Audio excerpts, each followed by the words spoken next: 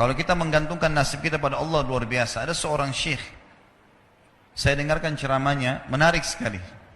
Saya tidak tahu orang itu siapa, tapi cuplikannya saya dapatkan dari seorang teman dari Jeddah yang mengirimkan ke saya. Orang ini cerita, syekh ini menceritakan, cuplikannya ada di HP saya, dia bilang, saya satu waktu pernah ke Mesir, dan di Mesir ini, saya lagi dari satu daerah mau ke Kairo, dari Iskandaria, satu kota, mau ke Kairo. Itu saya tiba di Kairo mungkin sekitar jam 2 malam. Pesawat saya selepas subuh harus berangkat kembali ke Saudi. Dia bilang, saya telepon pengurus masjid, saya mungkin mau mampir di masjid yang saya ceramah kemarin di Kairo itu. Saya mau tinggal di sana mungkin 2 jam, 3 jam istirahat. Nanti habis itu baru kemudian saya berangkat ke Saudi habis subuh.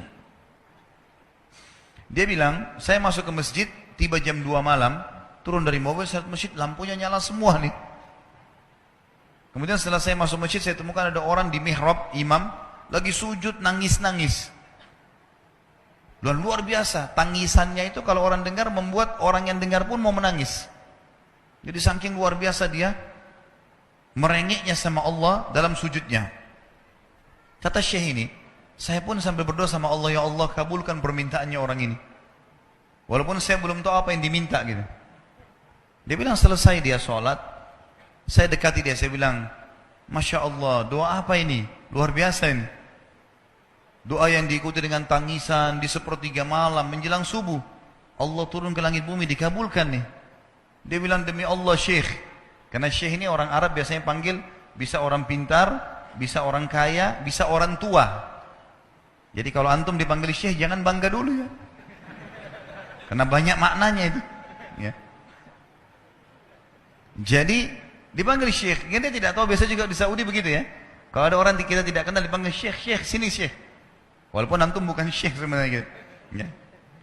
Maka dia bilang, demi Allah syekh. Dia tidak tahu kalau ini orang memang ulama gitu. Istri saya sekarang lagi dirawat di rumah sakit. Dan saya harus bayar 14.500 jenih atau ponnya Mesir. Saya harus bayar rumah sakit. Kalau enggak istri saya enggak bisa dioperasi. Ini sudah parah sekali. Kata syekhnya, jadi gara-gara itu kau sujud sama Allah. Dia bilang, iya, lanjutkan nangis sama Allah. Allah tidak akan menyia-nyiakan orang yang ikhlas minta padanya. Lanjutkan, nikmati sujudmu. Pasti Allah akan berikan jalan keluar. Dia bilang, iya baik. Orang itu dia bilang kembali lagi ke mihrab, nangis lagi. Sholat sujud sama Allah, ya Allah. Dan dalam doanya begitu. Ya Allah, istri saya mau dibayar besok rumah sakitnya. Jumlahnya sekian, saya tidak pegang uang 1 jenih pun. Ini 14.500 jenih. Banyak sekali. Maka dia bilang, orang ini bilang, baiklah kalau begitu. Syekhnya ini bilang, saya mau tidur dulu. Saya istirahat 1 jam, menjelang azan subuh dia bilang, ada marbot masjid datang bangunin saya. Sudah azan, saya sholat qobliyah, sholat sunatul fajr. Waktu iqamah, pengurus masjid tahu kalau dia ini ulama, dipanggil, dia bilang, syekh tolong jadi imam. Dia bilang, saya capek, baru istirahat 1 jam, 2 jam malam. Biarlah imam. Dia bilang, tidak apa-apa, ayat-ayat pendek aja, baca surah-surah pendek aja. Kata syekh, baiklah. Dia bilang, saya baca surah-surah pendek. Rupanya, mikrofon masjid karena keluar di luar, ada satu pengusaha Mesir, apartemennya itu dekat masjid, dan dia suka ikuti ceramahnya syekh ini di YouTube. Dia bilang, turun dari apartemennya, ikut sholat berjamaah di masjid. Karena dia kenal suaranya orang ini gitu. Begitu selesai sholat, dia bilang, saya lagi zikir, datang orang itu. Dia bilang, syekh, ahlan wa sahlan di Mesir. Saya salah satu penggemar Anda di YouTube, dan saya dengar suara tadi. Saya tadinya mau sholat di masjid lain, saya ke masjid ini. Dia bilang, syekh, saya mau minta tolong satu hal. Kata syekhnya, kenapa? Dia bilang, saya sudah ngitung zakat uang perusahaan saya harus alokasikan 14.500 jenih. Kata syekhnya. Orang itu bilang, saya mau alokasikan zakat saya 14.500 jenih. Kata syekhnya, saya nangis, dengar itu. Nangis, saya terisak-isak. Kata orang itu, kenapa Anda nangis? Syekh bilang, saya nggak bisa jelasin. Dia bilang, saya nangis terus.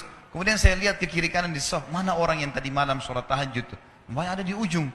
Dipanggil sama syekh, fulan kesini, datang. Dia bilang, ceritakan masalah kamu apa? Dia bilang, syekh, saya punya masalah, istri saya dioperasi, harus bayar 14.500 jenih hari ini, kalau tidak nggak operasi. Kata syekhnya, tiba-tiba si pengusaha ini nangis-nangis. Orang ini juga heran, kenapa kalian berdua menangis? Dia masih bingung, kenapa gitu? Kata syekhnya, biarin orang ini yang jelaskan. Yang punya usaha bilang apa? Demi Allah Syekh, saya sudah 1 minggu taruh uang ini di lemari saya, sudah 1 minggu. Setiap hari istri saya bilang, turunkan, lakukan haknya Allah, zakat itu keluarkan. Dia bilang, saya ingin dapat 1 orang yang saya kasih langsung, daripada saya bagi-bagi. Saya mau 1 orang saya kasih, selesaikan masalah dia. Dan Allah selamatkan saya di akhirat. Orang ini jadi nangis. Orang yang punya minta butuh, nangis. Kata pengusahanya, ini uangnya silakan, 14.500. Semoga Allah selesaikan urusan saya di akhirat gara-gara saya bantu kamu.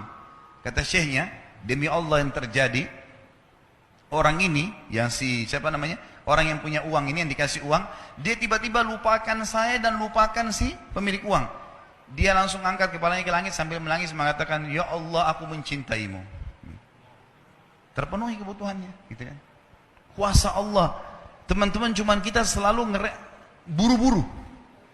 Kalau seseorang kita di perusahaan mau dinaikkan gajinya saja, mau naikkan jabatannya, dia harus tulis permohonan. Tidak mungkin juga baru hari ini dimasukkan kemudian ketuk ruangan di rootnya, mana permintaan saya kemarin? Atau hari ini, nggak mungkin. Seminggu dia sabar, 2 minggu dia sabar, dengan berharap datang panggilan. Kenapa dengan Allah Subhanahu Wa Taala kita tidak begitu, teman-teman? Banyak orang buru-buru, dan kebanyakan orang mau menggantungkan permintaannya kepada Allah hanya pada hal-hal yang kecil, hal yang besar tidak, atau sebaliknya, hal yang besar, hal yang kecil tidak.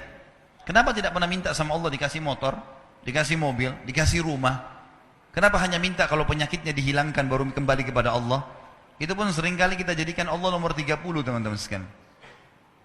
Ke dokter ini, ke dokter itu, resep ini, resep. Nanti kalau sudah mentok nggak bisa sembuh baru sholat tahajud. Hah? Salah. Islam mengajarkan kita apa? Sebelum makan berdoa, sebelum tidur berdoa, sebelum aktivitas berdoa, sebelum ke dokter doa dulu supaya Allah jadikan kesembuhan. Karena dokter resepnya cuma semoga lekas sembuh. Tidak ada pasti sembuh. Makanya teman-teman sekalian, kembali kepada Allah adalah jalan yang paling luar biasa gitu. Coba merengek kepada Allah SWT. Allah pasti tidak akan pernah memungkiri janji-janjinya.